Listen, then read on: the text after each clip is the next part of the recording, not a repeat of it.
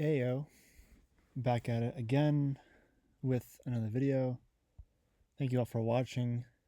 I greatly appreciate it. So I am recording on Christmas Day. Deep State is a day ahead, or sorry, a day behind actually. So it is actually December the 25th at the time of recording. So I want to make a video about the situation in Ukraine. So first I want to talk about the Kursk direction. Not a whole lot going on there as of late. The Ukrainians are still holding territory around Kursk. Not a whole lot of movement in that area of the line. Same thing with the Russians, have a little bit of territory around Volchansk. Those two directions have more or less been stagnant for a while. I do want to talk about the situation around Kupiansk. Personally, I think the situation is critical because if you are a Ukrainian soldier in this area, you are surrounded by Russians to your north. Looks like the Russians are trying to make a thrust step by step. You have Russians to your east and the Russians also to your south. And the reason why it's not a great situation to be in is because, one, you're surrounded on three sides by Russian forces, but also you have the Oskil River, the reservoir, and it also looks like the Russians have made some advances around this part of the line, and they've also looked like they're trying to advance south towards Kupiansk. So the situation, not great around Kupiansk. The Russians are going from north to south, trying to make a thrust towards Kupiansk. So far, the area is still under Ukrainian control, but the situation, in my opinion, is critical because you are surrounded by water to your rear, and you're surrounded on three sides by Russian forces. Ukrainians did have a successful counterattack in the south here, but the Russians have made it to the Oskil Reservoir, both in the north, the Oskil River in the north, but the Oskil Reservoir here in the south around Kurakhove. Again, the Russians pushed back in some minor territory, about 4 3/4 square kilometers, but the situation is still pretty critical. The Russians are looking like they're trying to make a thrust towards Borova, which, if you are able to push towards Borova, that is pretty much the last major settlement in the area, except for places around Liman.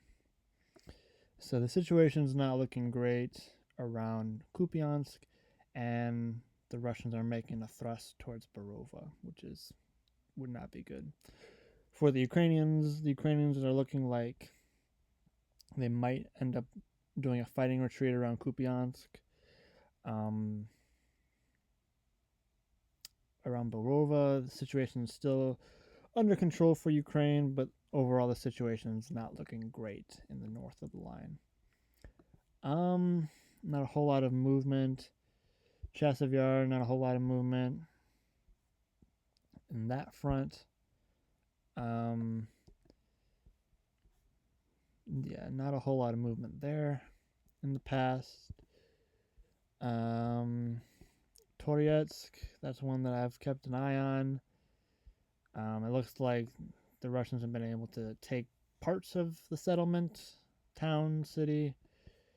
Ultimately, it looks like these are all more or less one major settlement, even though they're three separate settlements. Looks like the Russians are making a push around Toretsk, Nelipivka. Alright, let's zoom out. I want to talk about the situation around Pokrovsk. I do want to talk about that. I would start being very worried about Pokrovsk. So if you zoom out, you look at Kurakhove, I still believe the situation is critical, but I want to focus on Pokrovsk, because if you if the Russians are able to take Pokrovsk, so that is a major road and rail. So you got the road network from Dnipro down to Pavlorad. You go to Pokrovsk and have a later road towards other parts of the line around Chasiv Yar, Nelipivka, Toretsk. So if looks like, let's measure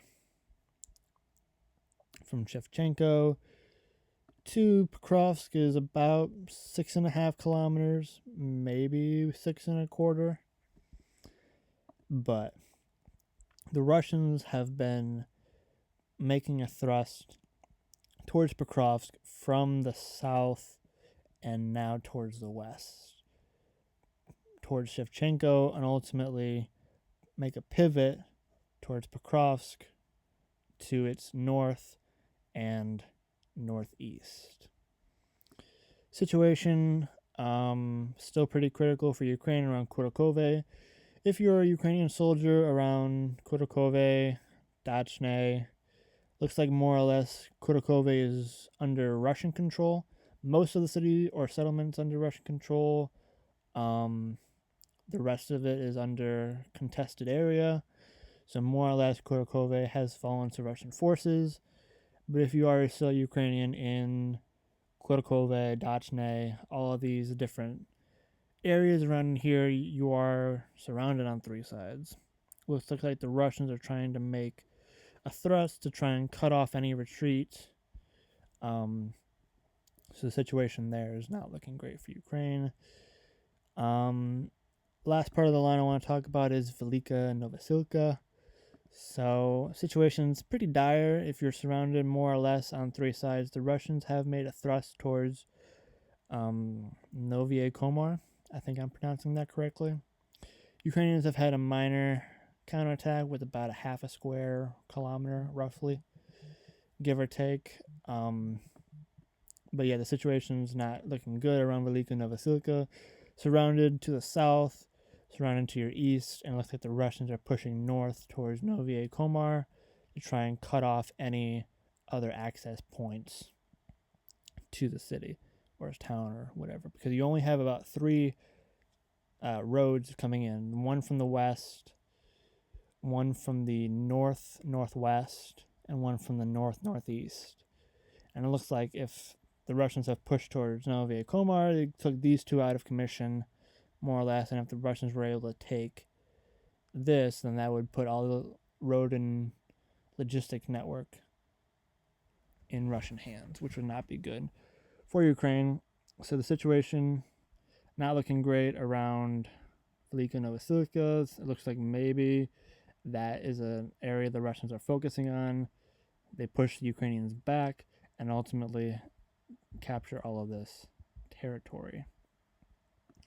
Another one to keep an eye on is the potential for the fall of this pocket around Kurakhove, Dachne, Shevchenko. It looks like the Ukrainians are ultimately going to start pulling back, but if the Russians make a thrust towards this road, then that would put Ukrainian troops in this bulge in danger.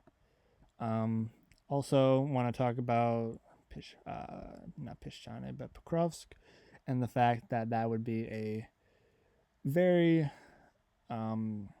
serious blow to Ukraine, because Pokrovsk is a rail network that also brings troops and supplies to the rest of the line around Chasiv Yar, Toretsk. And then basically if Pokrovsk falls, then the last parts of the Donbass that the Russians would need are the major cities of Sloviansk and Kramatorsk. So it looks like the Russians are focusing on a bunch of different areas. The south part of the line around Kurakhove and Velyka and Novosilka. Second part of the line around Pokrovsk. And then the third part that the Russians are focusing on is Kupiansk, Borova, and this Oskil River, the Oskil Reservoir direction of the front line. So there's a handful of scenarios along the line where the situation is critical for Ukraine, around Kurakhove and around Kupiansk.